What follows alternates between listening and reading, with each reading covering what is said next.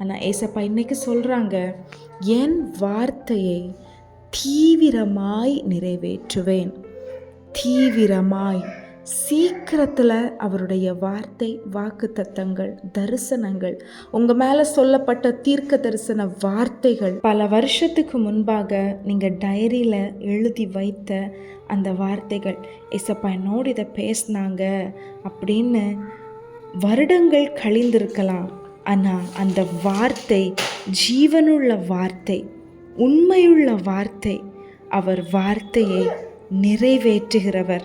நீங்கள் டைரியில் எழுதி வைத்த அந்த வாக்குத்தத்தங்கள் உங்கள் வாழ்க்கையில் சீக்கிரமாக தீவிரமாய் நிறைவேறப் போகிறது.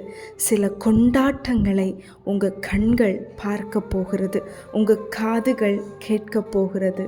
ஆமேன்னு சொல்ல ரிசீவ் பண்ணுங்க.